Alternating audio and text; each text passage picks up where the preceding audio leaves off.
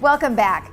Well, today we have a very special guest with us, former Angels player and All-Star second baseman, Bobby Grich, and he's brought his friend Alec Abbott, who's with Squire Milner. Well, it's very nice to have you both, and we'll get to how Bob knows you in just a little bit, but let's talk about what you've been doing. Tell me a little bit about your career. Well, 20 years professional baseball, 4 years in the minor leagues, 16 years in the big leagues. From Long Beach, so a local guy, got drafted out of high school, straight to the minor leagues by the Orioles. Okay. Worked my way up to the minor leagues, 6 years in Baltimore, and then my 6th year was the first year that a player could become a free agent. It was just initiated in 1976, but you had to have 6 years in, and that was my 6th year, so my timing was perfect. My dream, since I was from Long Beach, was to play for the California Angels, because I used to go out to the ballpark all the time when it was first built. And so I did that, became a free agent, the Angels signed me, and I ended up playing 10 years for the Angels after my 6 years in Baltimore. So wow.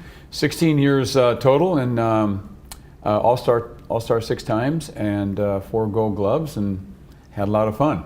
Yes, you did, and I know that many of our viewers are Angels fans, and I'm sure that they know you, and they're excited to hear what you have to say.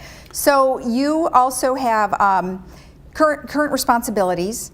Right. In 2002, the Angels hired me. It's a really interesting story. I'll make it real quick, but when I came over as a free agent, the bat boy then was named Kevin Ulick.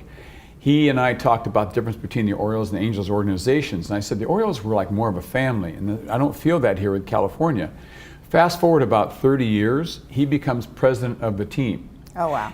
True story. He calls me in his 2nd year being president. He says, remember that conversation we had about the 2 organizations? I said, yeah. He said, I want to hire you. I want you to come on board and help me to develop that family feel, that legacy here with the Angels.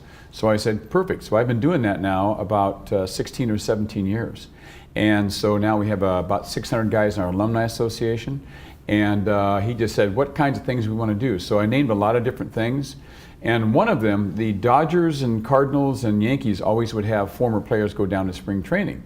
So we initiated that about 16, 17 years ago. This spring we had 8 guys go down to spring training. Okay. Vladimir Guerrero, Chuck Finley, Dave Eckstein, Scott Shields. So it's really cool because we're starting to develop that family feel. And I went down also, so I can give you a little scouting report if you'd like to hear about it. I think that sounds perfect. We, we're looking good. General Manager Billy Epler had a great off season. He plugged up some holes that we had. He signed Zach Cozart from Cincinnati to play third base for us. We've got Ian Kinsler, a great second baseman. That's going to be our second baseman this year.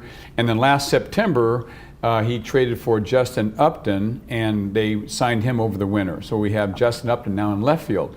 So those 3 positions were kind of, a little bit of weak link spots for us the last couple of years. And you always want to be strong up the middle. So we have Andrelton Simmons, who's a Gold Glove shortstop. Now we have Kinsler, and then now Upton in the left field just really strengthens our defense tremendously, as well as those guys adding great offense to our lineup. So I think we're going to be very tough. And the other addition was a very publicized addition on a Japanese player, Shohei Ohtani, and he's a very exciting young man. He's only 23 years old. He's quite a specimen. He's about 6'4", about 220. Can hit the ball a long way, can throw in the high 90s. So I saw him in spring training as well. He hasn't had a great spring as of yet. I think he's got some adjustments to make, but the good thing is we have him for 6 years, and he's only 23 years old. So I think Japanese baseball is kind of about like our AA level in our minor leagues, AA or AAA. So, he's really coming up to the big leagues from AA or AAA. So I think we're going to have to be a little bit patient with him, but he's got some very impressive raw talents. And another thing is I saw him, and I was sitting next to the trainer in the dugout one game, and I said, is Ohtani on a weight program? Is he getting stronger? And he looked at me and goes, what? Like I should know something, right? I go, what are you talking about? He said he's an absolute beast in the weight room. I said, you're kidding me. He said that Ohtani is the 2nd strongest player on the team next to Mike Trout. Wow. So kid's 23 years old. He's got this strength. He's got this agility and great talent. So I think that I think as Angel fans, we'll have to just be a little bit patient with him, but projectionable. He has a wealth of talent, and we're looking for big things of him. Maybe not right away, but let's, like we say, we have him for 6 years. Excellent. And speaking of Mike Trout, I'm sorry, I got one more little thing. That's all right. No, you should talk about him. I didn't mean to cut you off there. But, we're talking about Mike Trout being, the strongest guy. Also Albert Pujols, who's come back in great shape this year, looks very good. Hit a 3-run double just the other night, last night against the Dodgers. Trout, while I was there, was hitting rockets all over the field. And I think I saw he has now struck out like twice. Oh, no. Yeah. It took him like 3 weeks before he even struck out once, right? So when I was there, he hit a home run, and you have to be there to appreciate it. But center field's like 425. Then you have about a 40-foot, what they call batter's eye. It's a big black canvas, so the ball, you can see the ball out of the background. He hit a home run, 425 plus 40 or 50 feet over the batter's eye in center field. So I mean, it had to be about 470 or 480. My goodness. So I think Trout looks every bit as good as he ever has. He's only 26 years old. We have him for another 3 years. Right. So so far so good. And well, you're getting him young and so strong and ready to go. Yeah. That's great. Good for the Angels for sure. So far so good. All right. Well, the Angels season is coming up starting in April. Right. And we will be watching closely all of the players that you mentioned, including the manager. Now, obviously, baseball's been a big part of your life, but you have new passions now. And this is how you met Alex. So tell me how that goes. Yeah, golf is a big passion of mine. And I was asked to help the Goodwill Industries golf tournament because our Major League Baseball Player Alumni Association was very involved with Goodwill. We used to have about 15, 20 players go to the tournament. And so they asked if I would head it up in here in Orange County. And I said I would. So I became a co-chair of this tournament, and that's where I met Alec. Alec was working for Squire Milner, still is. He heads up the wealth management division. He heads up 9 offices, actually. He's the number I didn't one, realize they were so large. He's the #1 guy for their wealth management and oversees 9 offices, as I mentioned. But anyway, so he was co-chair, and that's where we met and struck up a friendship and got to know him and known him for, 20 years now or so. Right, and then when I was talking to Bobby, he was telling me about an insurance plan that you have, a review, and I wanted to invite you to come on because I think people will really get a good understanding of why it's so important. So why don't we start with you giving us sort of an overview of what your company does? Well, what we are is we're accountants, number one. Squire Milner Financial Services, which leads into wealth management, review, financial planning. Bobby and I had a relationship for 20 plus years, and we've always met off and on what you're doing, how you're doing, all of that. And one of the things that we've discovered is that as people get older, they have life insurance policies or long-term care policies they don't know what to do with. So we were discussing one day, as we're a little bit different. We're not salespeople in the accounting firm. We offer services to our clients. But one of the things we do is an insurance review, which is very important. And a lot of clients, and I see on the board here why it's important, because it's a very important part of life. I mean, it's a terrible thing to say, but you're dead or you're not dead. And what happens to your family if something happens to you? And you need some protection, and life insurance is one of the best ways to protect your family. But as you get into your 50s, 60s, and 70s, and your children or beneficiaries may no longer need the insurance, you might not need the insurance, but you still have coverage. You still have some good policies with cash values. You have a term policy that you don't want to pay premiums for, but you feel guilty about giving it up. Now there are some alternatives of what you can do with those policies. Okay, let's talk a little bit about, now you said that you may not need them. What are some of the changes that we would experience that would cause us not to need our insurance? Well, or to maybe change our insurance? Well, one of the best needs is if something happened in your life and your beneficiaries, a spouse or children really wouldn't be affected by your death on a financial basis. So that's a need that you probably don't need life insurance anymore. You have enough assets. You've grown enough assets in your portfolio. Another one is your children aren't in the home anymore. You wanted to get insurance just to put them through college. Get them out of school. You now have a new employment. You have a change of location. There are multiple reasons. Now you have a need for a long-term care policy rather than a life insurance policy? Okay. Are there ways that we can move and maneuver some of the policies that you have? Right. for Now, that? what You know, there was one thing that when Alec and I were talking about some life insurance benefits and what's going on, I had a whole life policy and I had some cash value built up. And he said, what do you want to do with that cash value? You know, I said, well, what do you mean? He said, well, you have some options. He said, one of them, he said, let me just check and see. So I had it for like 20 years. Okay, so I had some cash value built up. Well, Alec has the benefit of being able to negotiate with like 50 or 60 different insurance companies.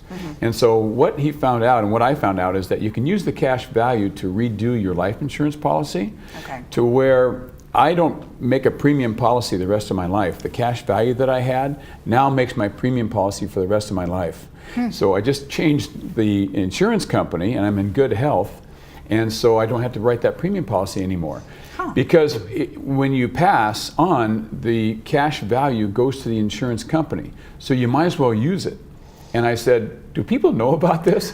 He said, no, not really. And I said, oh my gosh. So when you invited me to come here and just talk baseball, I said, Lisa, I have a great idea for your people at Laguna Woods. I said, Alec, my buddy of mine, I said, they need to know about this this part of the life insurance, seriously. And so it's a great win-win here to talk a little baseball and the Angels. That's right. But for your viewers to understand that if they have a life insurance policy with some cash value, they could possibly use that cash value to never make another premium policy the rest of their life. Excellent And now you point. can see the difference between an accountant and a salesperson.